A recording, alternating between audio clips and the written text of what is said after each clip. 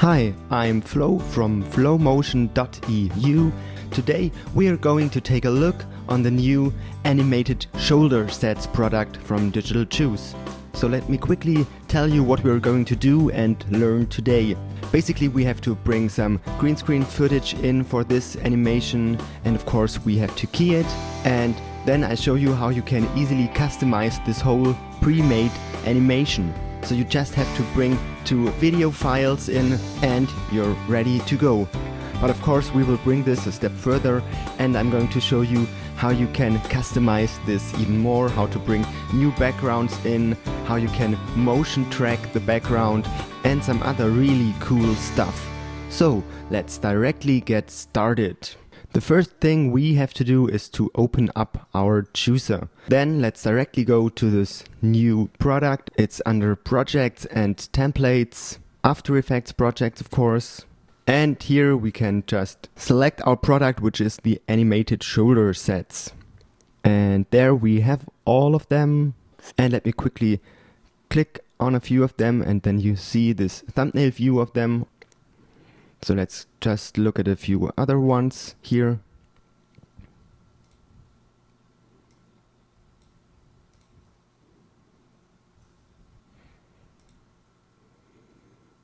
Let me quickly just enlarge this so that we can see it a bit better,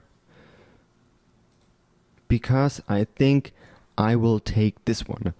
And I just like this one because it has this kind of 3D motion, this camera motion in it. When you look at the background, that the camera is somehow zooming in. So we just have to click on this AE, the After Effects button, open as new project.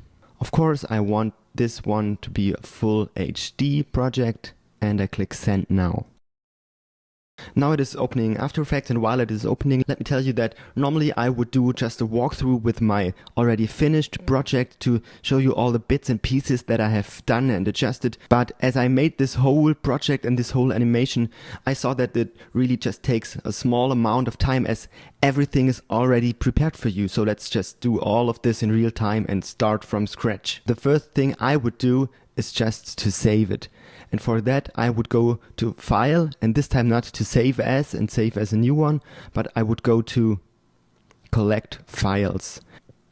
So I go to Flomotion, Digital Juice, Shoulder Sets. Let's create a new file. Animated Shoulder Sets Tutorial. And we call this one Animated Shoulders 01, and hit OK. Now it asks me if I want to collect all the files or maybe just the comps or so on, and I hit the collect button. Now I choose my folder and hit OK. And here I have it. I can now go into the Explorer, Digital Juice, Shoulders, and here I have my animated shoulder sets tutorial folder, and I have my project in it, and I have this folder with once again a copy of my project and all this footage in a nice folder structure. So now the first thing that we have to do is of course to bring in a new presenter. So I just double click into the projects window, and I go to the presenter folder, and I have this presenter 04, and I just bring it into a new composition by dragging it over this new composition icon. And as you can see, I have filmed my presenter in a portrait mode and not as you would expect it in a landscape mode as you would do with a film camera. And this is just because in that way the presenter fills out the frame way better, and you can use all of this pixel information way better for the keying later on. Before I normally start keying, I always start with a noise reduction on the green screen.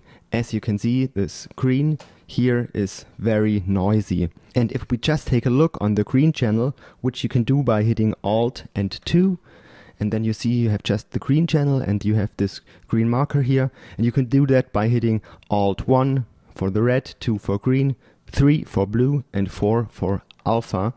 and by hitting it just once again, you get back to the normal view. So in the green channel you can see that it is very noisy.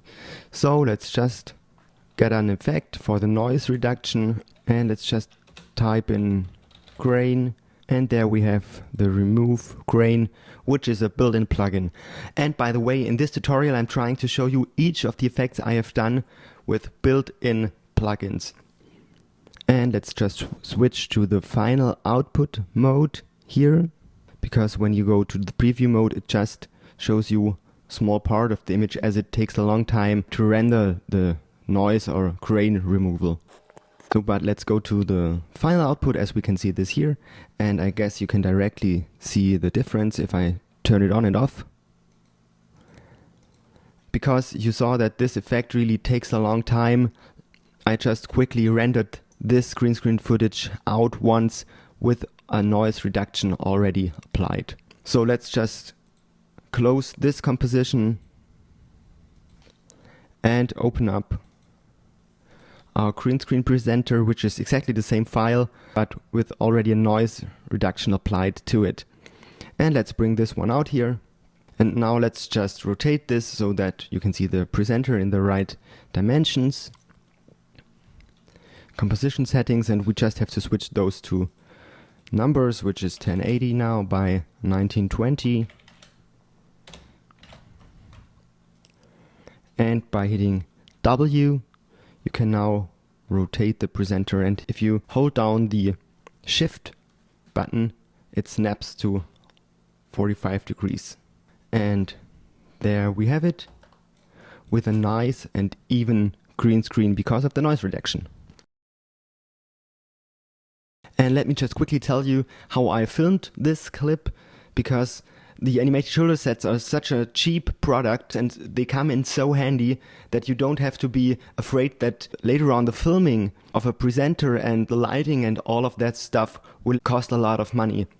For the lighting of this clip I just used two standard lamps which I bought in the hardware store, which are really cheap, and as a camera I used a Canon DSLR, a Canon 60D, and I shot it with a 50mm Canon lens. So nothing really special. And with that said, let me just start with the keying process. Normally I just start with drawing a garbage mask around everything that I don't really need.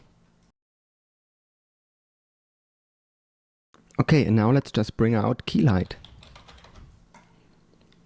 We just drag it on our clip, select green tone, and as we have reduced the noise, it works just perfect. So if we take a look at the alpha channel by hitting Alt+4, you can see that I have a little bit of gray here, which I can adjust by bringing in the black, just a touch. And just for the sake of it, let's bring in the whites just so slightly. Okay, and now I can adjust the mask so that it fits to this table here. Maybe just feather it by 1 pixel or so, maybe even 2. And by the way, when you have a mask applied to a layer, you can just click on the layer, hit F for feather, and then you're on the mask feather. Okay, now to keep everything organized, we can click on this region of interest button and just crop this presenter as good as we can. Then we go to composition, crop comp to region of interest, and now we just have our presenter here. Okay, and now we can close our green screen presenter and start working on our project. I can just bring these two elements into the element structure and those into the compositions folder. Now I'm just working with the right stuff. So I have my green screen presenter here and just bring it out. Scale it by hitting S. And I can now go over here and just hide it. And it already starts to look very nice. So nothing very special so far, just keying out some green screen footage. And the next thing that I would do now is to go into the video zone and to replace this drop over 1 and later on this drop O2 frame. So let's just double click the video zone, and here it tells me to Alt plus drag the video source from the project window. So let's just get to video files, and now you click on drop zone 1, hit down the Alt key, take the video 1 and just bring it out here, and there we have the video. Just scale it up a bit so that it fits into the frame. And by the way, you can adjust the point in time where the video is playing by hitting the Y key, and then you can drag and drop the video wherever you want it, and all the effects and the length of the video stays the same, just the content changes. And we do the same thing for the second video. Now we can close this one, go back into our passive resistance, and if we now make a ramp preview, everything is finished.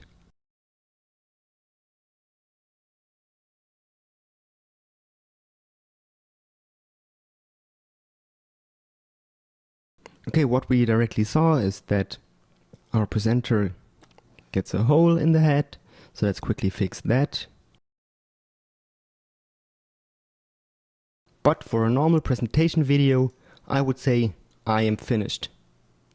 And this is the point in time where we start to bring this one step further. Because as I told you in the beginning, when we just take a look at our background video, you can see that it has this camera movement in it.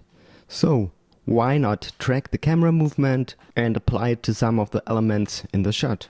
So to do that, let's click on the passive resistance background layer, go to Animation, Track in Mocha, and it will automatically open up Mocha for After Effects, and there we can then just start tracking the background. And here we have our clip, and now we can just define part of the image which should be tracked. So let's just go on this Create X-Spline Layer tool, and we just bring out a mask. And you just have to be aware that the bigger the mask is, the longer it will take to track this motion. So let's just adjust this a little bit, and then we go to the tracking tab and click the T for track forwards. And by the way, you can always adjust your tracking by the % of pixels used. And it's normally a good way to bring this up real high, and by the way, you have to make circles around the number to get it high and low. So let's just bring this up to about 60. And also here, the higher the number, the slower it will take to track the shot. So let's just track this one.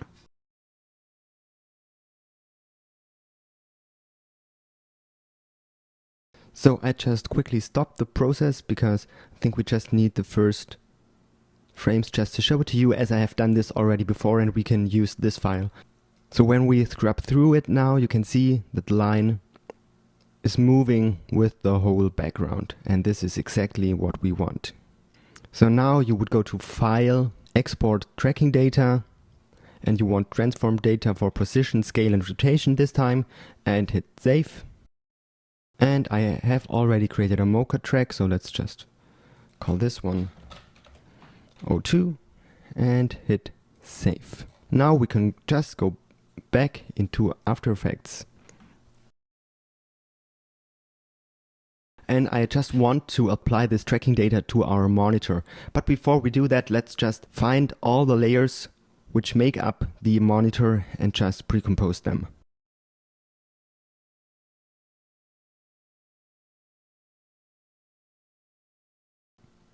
And I'm quickly also going to change the color of the layers, just that I can see it better. Okay, and now I have all of the red layers as my monitor layers, and I click on all of them. And what I would normally do is go to Layer, Precompose, and it's all the way down here, so you can't see it. But you can also go hit Control Shift C, and this would make up a new precomposition. But let me tell you something. As you can see here, one of the layers is a 3D layer, and so it reacts to the camera. So what I would normally do is just duplicate the camera in here and then select it together with the other layers. And then I hit Precompose and call this one the monitor. And I just bring it down here again. And in this way everything looks the same, and I just have the monitor as a separate layer. By the way, also the shadow is integrated, which helps a lot when we now apply the tracking data to it. So we go to the start again and create a new layer, a new null object. And now we could just go into our Explorer, open our tracking data and just copy all of it, go into After Effects, select your layer and paste it. And as you can see now, many keyframes are applied to our null object. And let's call this our tracking null and bring it to the monitor. And now we just have to connect those two layers, and we do this with our pick whip. And if you don't have it, you can just right click in here, columns, parent. And there we have our pick whip, and now we can just connect the monitor to the tracking null. And we can even hide the tracking null because we don't need it. Hide a bunch of those stuff so that we just have a bit more space here. And we now scrub through it. You can see that our monitor is now somehow in 3D space and is moving with the whole animation, which is really cool.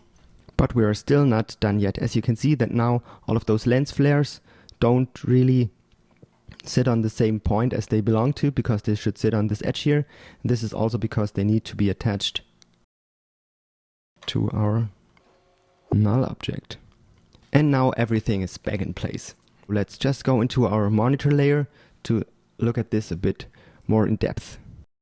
As we scrub through this, then we can see that our video isn't really in 3D space. It would have to be stretched in this direction to get even more the look that it sits on this monitor. Right now, the monitor or the shape of this monitor just cuts out the video. And we can work on that so that it looks even more convincing. To do that, we just have to look for our videos. And you can see that the videos are built by this video zone where we have our videos in, and by the matte just solo this, which is just this white layer which cuts out the video later on. So my idea was, why not bringing all the videos already inside this 3D matte composition so that the videos themselves are also 3D. So let's try this. We go into this matte composition, we make the background black so that we can see it better. And this is our matte solid, which is in here 3D and which is later on reacting to the camera so that it looks like it is really 3D. So why not go into this one, and then we see, oh, it's just a white solid. So why not bring our videos directly in here? It's a bit complicated in the first place, but later on it gives it just this extra touch of realism, and you're still able to change out videos and all of that stuff really quick. And as we have already done our video zone with the videos, we can just take the composition and just bring it in this matte solid composition. And in our matte solid, we just have to be aware to align it exactly with our white solid. And to do that, we just scale it down a bit by hitting S and scale it. Another way to do it is just to reset it, bring it beneath the white solid, and just use the white solid as an alpha matte. So now our video has the same dimensions as the white solid. So now we can close it, and back in our monitor video, you can see now that it, oops, looks a bit strange. And this is just because we still have our matte set as a luma matte. So we don't need it now, and we can get rid of our video zone in here. And of course we have to enable the matte. And what we have now is a video which is really three-dimensional. It has this nice transition at the beginning and at the end. And when I go into our final composition, the passive resistance, the whole video moves in 3D space, which is really cool. This was one trick on how to integrate some elements even better, or how to make the complete video look more vivid. So now let's go on, and we will work now a bit more on our presenter. The first thing which you will recognize is that I put her into a blue dress, because this monitor is also blue, so we want to somehow match those colors. And now we just do some fine adjustments here. A good way to get the colors closer together is by the hue and saturation. So I just type in hue, bring it onto our presenter, and now we just want to adjust the blues. So let's take our blues here, and now we want to find somehow this blue color in our color range. It's maybe about here. So the blocks symbolize the color, and the triangles just define the fall off. And about this color range I think would be good for this blue tone. And now we can just adjust the blue tone. And as you see, it's just affecting those blues. And now it's up to you how you want to do that to match those blue tones. And I think I did a quite good job with this one, and it directly looks a bit better. So next step, we want to improve this key, because right now she just looks cut out and placed in this studio. And we want to bring this a step further by using a lightwrap. Let me just quickly show you how you could do this with a plugin. Just type in lightwrap, bring it out here, and now what you have to do with the lightwrap effect, you have to define a background layer, which is in this case our passive resistance background. And when you look at the borders now, you can see that the light now wraps around her. Of course this would need a bit more adjustments, but you can see that the light from the background gets now projected onto her, and I would blend it a bit more with the original so that the effect isn't that strong, and it just looks a bit more convincing. Maybe to get rid of those lines we can go into our presenter comp again and maybe just shrink this one a bit because of this strange line, maybe even -2. And now you see with the light wrap it just feathers a bit into the background. But as I told you before, this is a third-party plugin and not all of you do have it, so I just quickly show you a way on how to create a light wrap from scratch. For that we first need our background, which is the passive resistance background. I just bring it into new composition and call this one the light wrap. And we copy our green screen presenter from the original composition into the light wrap composition.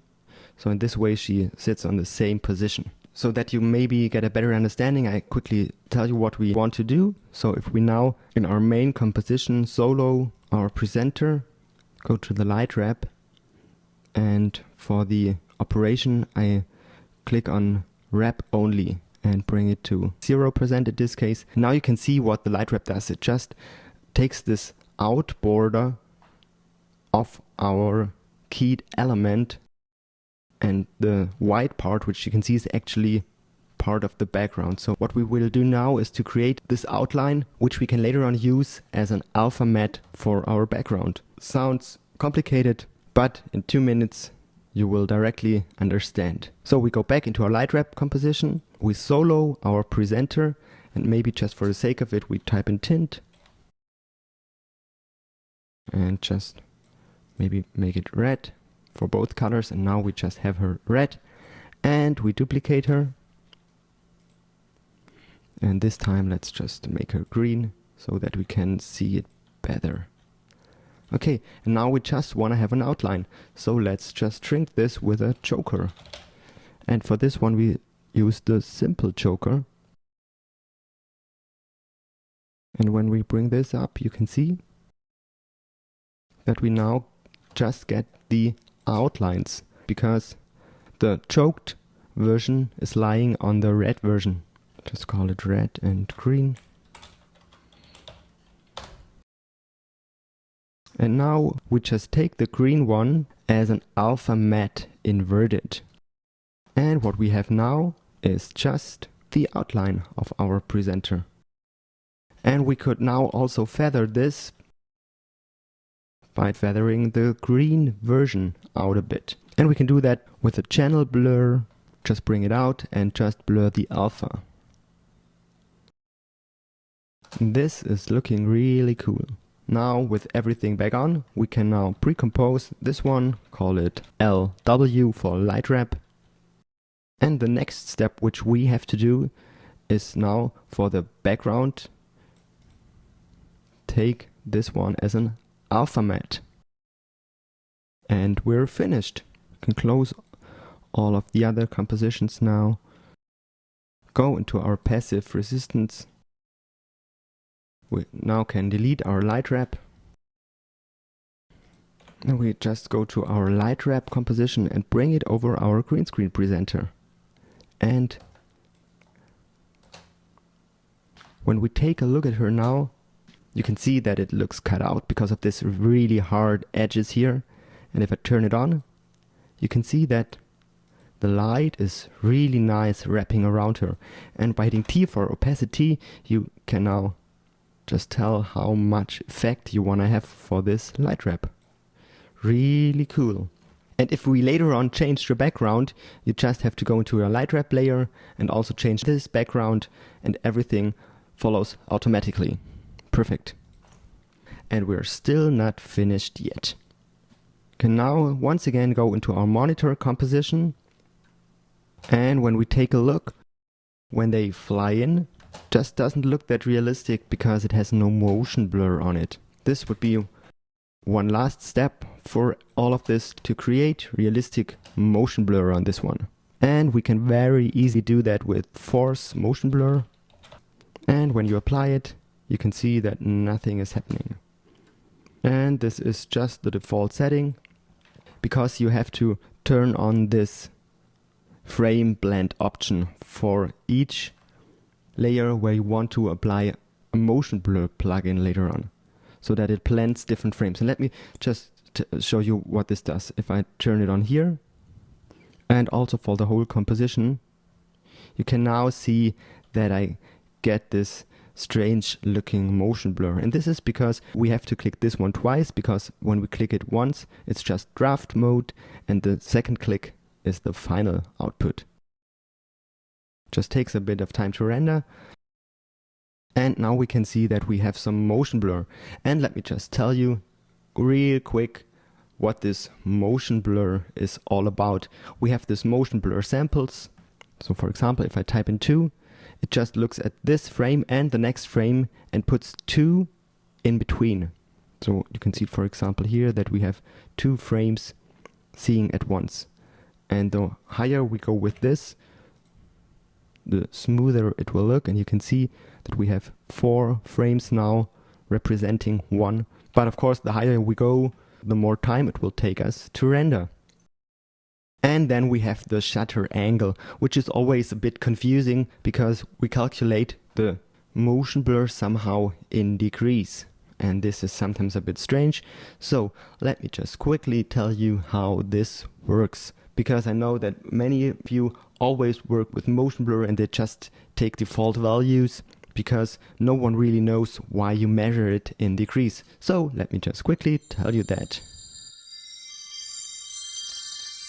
The degree values come from the old film cameras, where there was real film in it and no digital data, and this film needed to be exposed. So for that, they created some kind of disc in front of the film, which was always spinning. So let's say if you filmed at 25 frames per second, the wheel or the disc was spinning 25 times a second. So one spin for each frame. And you need to exposure your film, so they cut the disc in half. So it was just 180 degrees of this disc, as you can see here.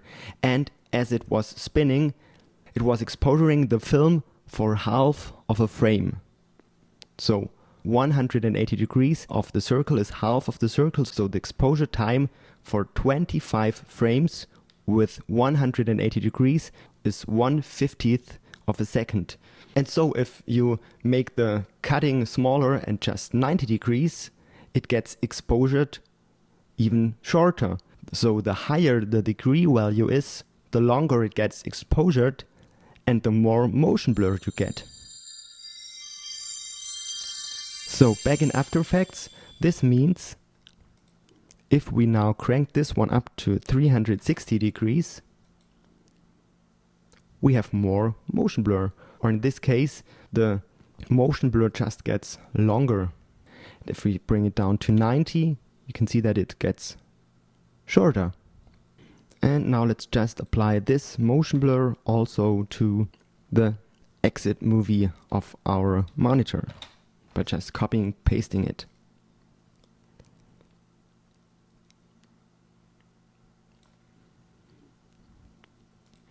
And of course we have to turn on the frame blending for this one. And if we always just click once on it, you just get the draft mode where by default you have two frames blending into each other, which is really nice because it really takes a long time to render, and you can always have this on the draft mode, and before you start the rendering you hit it once again and you get the final output. And we are almost done. For my version I just did a few more color corrections.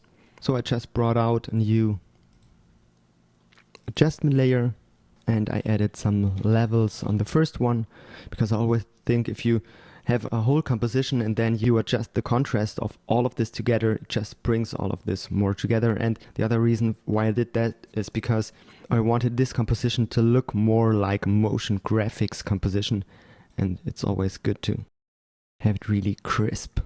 But you always have to look that you don't overdo it, so that you don't crush the blacks or whites too much, because this just destroys your image. But that looks really nice. So this is it for the levels. And then I just duplicate this one, get rid of the levels, call it glow. Because I had so many bright areas in there, I wanted to use those for a glow effect. And by default it's just too much, so I have to go high with the threshold. If you go to 100% it just takes white pixels, and if you go down to 0 it takes all of the color range. So let's just go maybe to 94% for that, maybe even higher. And the radius we can crank this up to 80, and the glow intensity maybe a bit less by 0.4. Maybe this is still a bit too much, but for you it's maybe quite nice to see the effect, what it's doing, because it's shooting out the light over our actor even more. This really works nice in combination with the light wrap. So now she really sits inside of this studio. And by the way, you can always adjust the adjustment layers through their opacity. So let's just bring this down to 50%. And to give it a film studio look again, I once again brought out the tint effect, created a new adjustment layer, and just kind of desaturated it. For that I normally just use the tint effect and go down with the amount of tint. You can see that she now gets natural skin tone back again. So when I now turn on and off my whole color correction, you can see what this is doing. Maybe we can customize this still a bit more, and as I saw her standing here with this blue monitor, blue jacket, red fingernails, I just thought that maybe the whole background is a bit too gray and that I needed another one. But everything's fine for that with the 3D motion, because now I have this motion in the monitor, so I can now just use a settle background. And what better background to use than one of the Digital Juice backgrounds, which they have already in one of their products.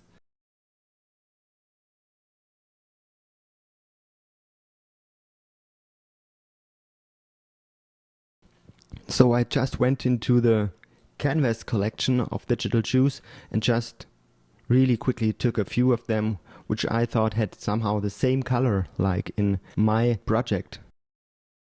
And now you just have to import them.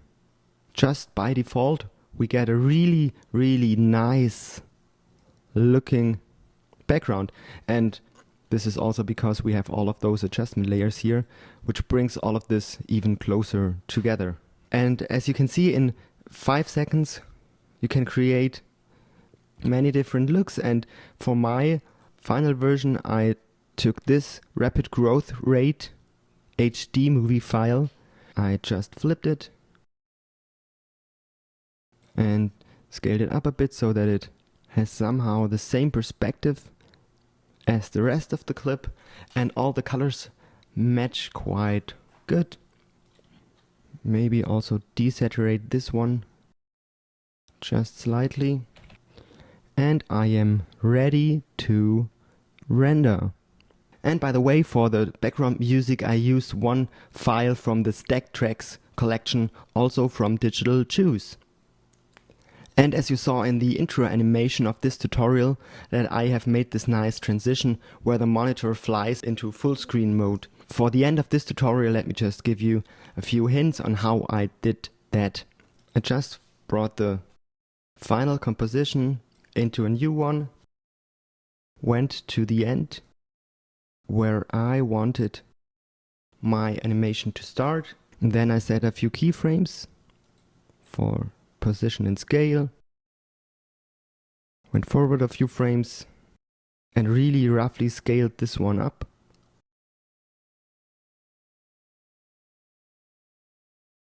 And let me tell you something, we don't even lose this video data, as all of this sits in Precompositions. We can click this collapse transformation button, and what this does is really cool. If we now would bring it over here, you can see that we couldn't scale it up on this edge of the frame because we just lose it.